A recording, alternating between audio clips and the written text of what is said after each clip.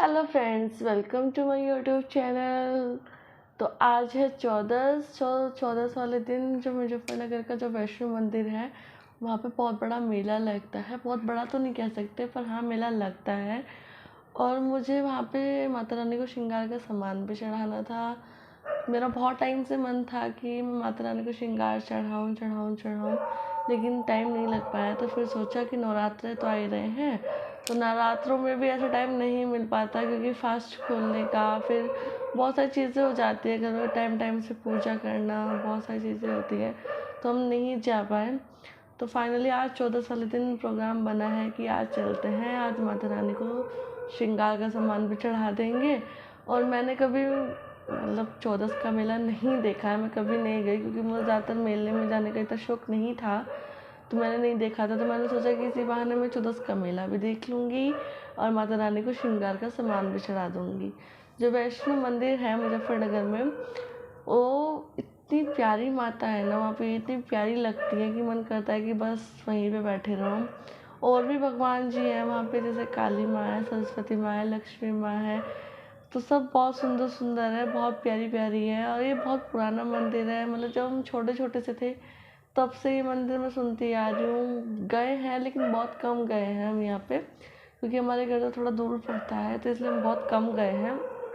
तो आज हम जा रहे हैं, हमारे गली के बहुत सारे लोग हैं जो हमारे साथ जा रहे हैं। मीन्स जो हमारी बराबर में आंटी हैं वो भी हमारे साथ जा रही हैं, मेरी मामी के दोनों बच्चे, और मतलब जितने भी लोग हैं हम सब जा रहे हैं आज। यानी पूरी मस्ती होने वाली है। लेकिन मेन चीज़ ये है कि बस माता रानी को श्रृंगार का सामान अच्छे से चढ़ जाए, क्योंकि ऐसा मतलब मुझे पता नहीं है, पर मैंने सुना है कि आज के दिन भीड़ बहुत होती है वहाँ पे, इसलिए बस माता रानी का श्रृंगार अच्छे से चढ़ जाए।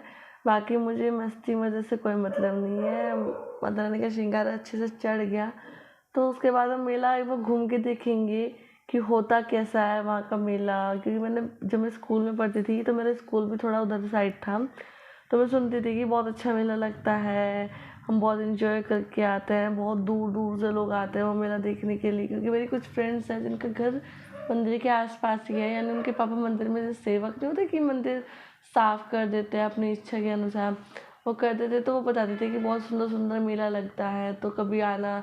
लेकिन बस कभी जाना हुआ ही नहीं, तो क्या पता माता रानी अब बुला रही हो, तो मैं अब जाके माता रानी को श्रृंगार का सामान चढ़ाऊँगी और मेले के मज़े भी लूँगी। तो अभी मैं तैयार नहीं हुई हूँ, अब मैं तैयार होके उसके बाद हम निकलेंगे, क्योंकि हमें जल्दी निकलना है और जल्दी घर वापस भी आना है, क्योंकि शाम का खाने पीने का भी फिर वही टाइम हो जाता है, तो हमें जल्दी वापस भी आना है। तो हम तैयार होके मैं अभी निकलती हूँ, मैं आपको भी दिखाती हूँ कि आखिर 14 का मेला होता कैसा है। मैं भी पहली बार देख रही हूँ, और जिसे नहीं देखा है वो भी देख लेगा। तो मिलते हैं हम अब तैयार होने के बाद कि हम कौन कौन हमारे साथ जा रहा है, मैं आपको दिखाती हूँ। तो हम रेडी हो गए हैं और हम निकलेंगे बाहर।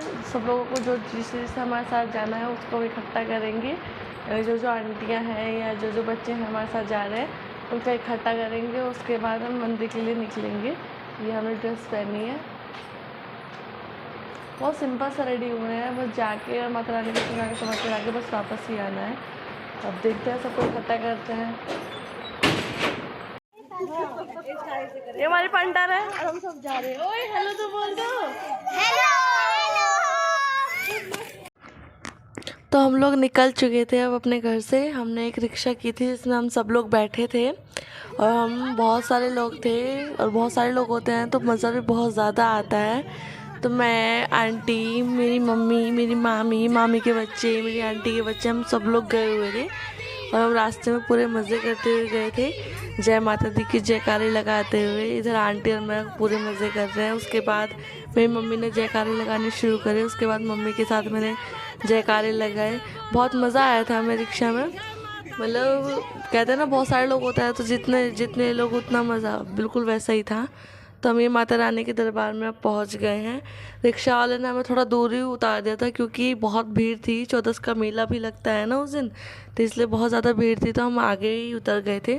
फिर हम वहाँ से पैदल पैदल गए थे। ये जितने भी हम सब गए थे वो सब लोग थे, मैं सबसे बाद में आई थी क्योंकि रिक्शा वाले को पैसे देने थे। तो सबसे बाद में आई थी।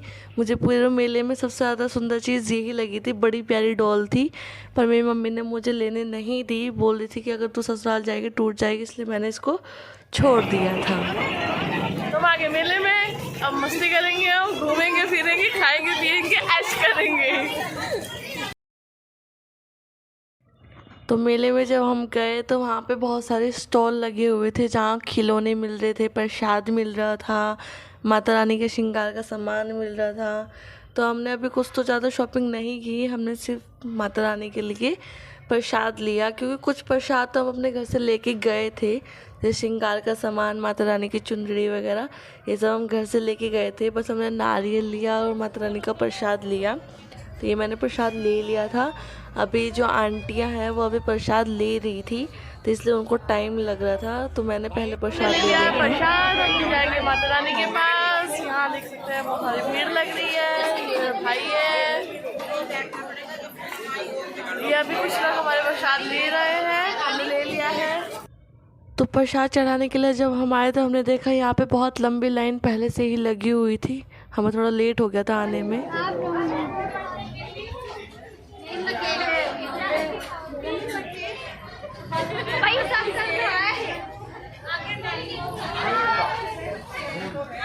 हम खड़े हैं लाइन में, यहाँ पे बहुत सारी भीड़ लग रही है, यहाँ पे बहुत दूर तक लाइन है।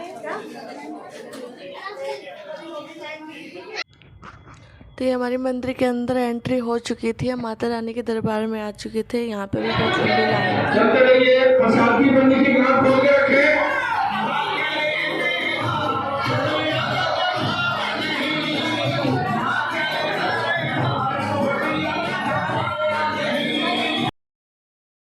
तो हम लोग भी लाइन में खड़े हो गए थे माता रानी को प्रसाद चढ़ाने के लिए।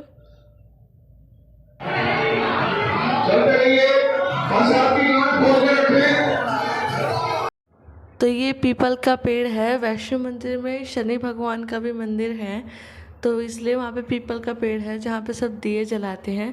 उसके बाद हम लोगों ने भी दिया जलाया। वहाँ पे सिर्फ पीपल के पेड़ के पास या हनुमान जी के पास से दिया जलाना था आज के दिन, क्योंकि बहुत भीड़ थी, इसलिए दिया कोई कहीं नहीं जला रहा था, बस इन दो ही जगह दिए जला रहे थे। तो हमने भी जलाया था हनुमान जी के पास दिया, कि हमारे बजरंगबली हैं, इनका कल बर्थडे है, हैप्पी बर्थडे।